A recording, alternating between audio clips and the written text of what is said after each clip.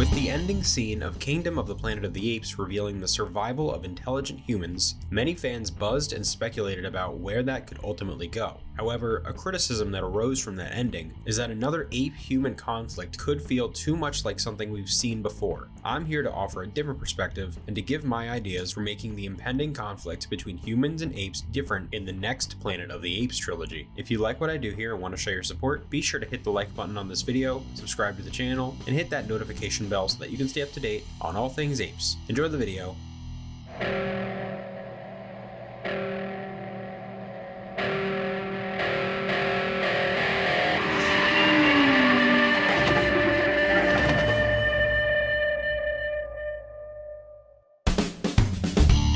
And welcome back to Ape Nation, your #1 source for all things Planet of the Apes on YouTube. My name is Josh, and today I wanted to talk about a point of contention among fans that rose from the ending of the latest film in the franchise, Kingdom of the Planet of the Apes, and what kind of future it could mean for the franchise. The point in question would be the reveal of intelligent humans in the final minutes of the movie, setting the stage for another potential conflict between apes and humans, and whether or not that conflict runs the risk of being too similar to something we've already seen before. The battle for dominance of Earth and the struggle for peace between species has remained a key focal point of the franchise since the first film's release in 1968. However, some fans have argued that having Noah and his clan go up against the newly revealed humans, with a shady human ally in May in the mix as well, might be a bit too much of treading familiar territory and could ultimately result in Noah's trilogy being too much of a copy and paste of Caesar's. However, on the other side of the coin, you also have fans who don't see an issue with introducing the human element back into the franchise despite the large time jump, and are eager to see Noah and the Eagle Clan have their clash of some kind with the intelligent humans, which would continue to expand on one of the franchise's core elements. Personally, I can see both sides of this, and to a degree I actually agree with both of them. On one hand, as someone who loved the movie and am now invested in these characters, I'm fascinated to see how Noah might step into more of a leader if not warrior type of role, and I want to see him forced to defend himself and his home and take some sort of stance. And I think that some kind of human army or resistance just might be the ones that are able to do that, unless something or someone else can fill that role instead, but I'll get to that in a little bit. On the other hand though, I am also a little concerned, just like a lot of others, that we're doing this again. Personally, I've never been someone to reject a story simply for being too familiar to something that's come before. I think ultimately it all depends on execution. Recycling stories is something that movies and franchises have done for decades. It just comes down to how well it's done and what you do to make yourself different. And if you're gonna tread that territory again, you should at least try to find a way to make it unique and make it feel like it was worth the journey that you're taking the audience on. Otherwise, more often than not, you're just gonna leave people wondering what was even the point, whether it be of the movie itself or making the entire trilogy feel that way. And it's for that exact reason why I want to discuss a few ways in which I think that this new trilogy can take this human and ape dynamic that we've seen before and are clearly going to be getting a lot more of in the next two movies and do something totally new with it. Like I mentioned earlier, something that has always come from the human-ape conflict, or a question that's always been asked at least, is can there be peace between the two species? This is something that was explored largely in Dawn and War for the Planet of the Apes. It's talked about in pretty much all 5 of the original movies, specifically Conquest and Escape and Battle, and the original discusses it a little bit, as well as Beneath, and even the Tim Burton movie gets into that quite a bit. And so this is a recurring theme throughout the franchise's history. It's always been teased, it's always been flirted with, it's always been asked, but we've never actually seen apes and humans achieve peace. I think that's something that could make this trilogy, this iteration of the Planet of the Apes franchise, this story different, make this version of the human-ape conflict different, would be, what if we actually got to see that? What if we did actually get to see what it looks like if apes and humans lived in peace? We've seen the struggle for peace, we've seen the idea of peace, we've caught glimpses of moments of peace and of friendship between apes and humans, like in Dawn of the Planet of the Apes with Malcolm and Caesar.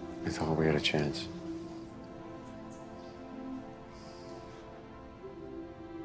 I did too.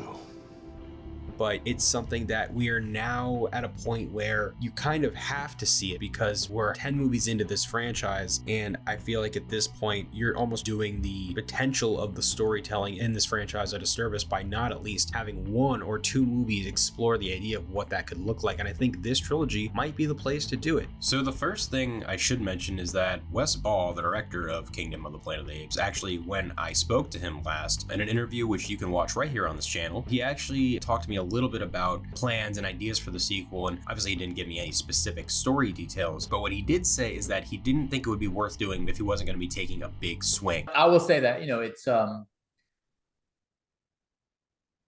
it's not worth doing unless we take a big swing. Okay. Take some big swings.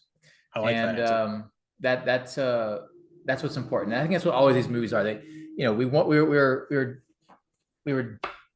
really, even when I took on this movie in the very beginning, I was not interested in just a kind of shameless cash grab, doing another one.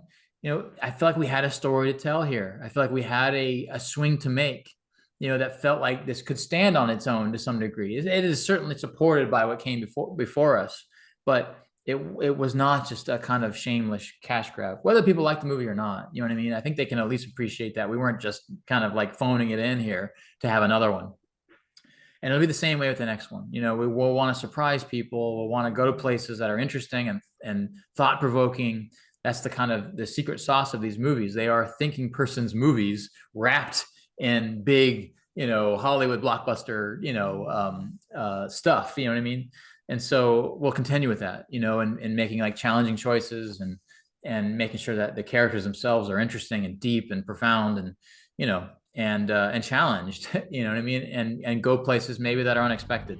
To me, this very clearly implies that it's going to be something that not a whole lot of people are going to expect, and that he wouldn't do it if it was just going to be a rehash of the same exact thing. So that in and of itself tells me that we're not going to get necessarily the same human-ape conflict that I think some people are afraid we're going to get, or that it's going to be too similar. So for that reason alone, I'm not really concerned about it treading too much familiar territory. And so far, I don't have much reason to believe that will happen. But as for how that dynamic and how that relationship between humans and apes could be different in this trilogy, and how they could have those two groups living in peace by the end of this trilogy, the first thing to note is that May is obviously going to play a key role in this part of the story. Her potential friendship to Noah and his to her is likely going to be a very crucial part of how this human-ape story progresses next. The stage is set for it to go in either direction with them, so while she could join the humans and become an enemy, so far that doesn't strike me as something that's going to happen, at least not without some struggle first. And they could just as easily develop her into having a real strong friendship with Noah, with that being enough to keep both sides at bay or create some additional sort of conflict that doesn't necessarily have to result in a war between the two. But as for what could bring the apes and humans together on a larger scale, maybe a larger threat emerges in the next movie that forces the humans and apes to work together. Perhaps an ape villain, or a larger human villain, or maybe even some kind of joined force of human and ape, which is not something we've ever really seen before, at least as a primary antagonist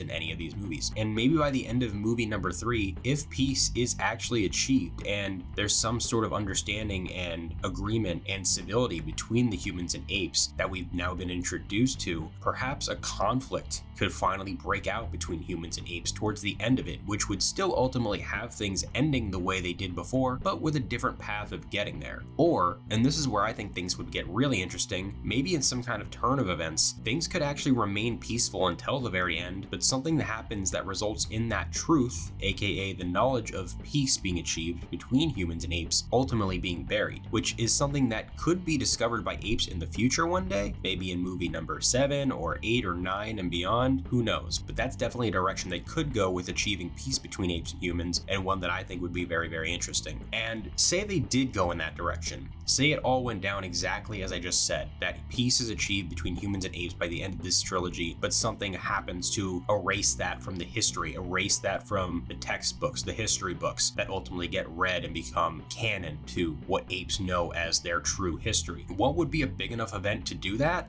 Nuclear war. Bloody bastard.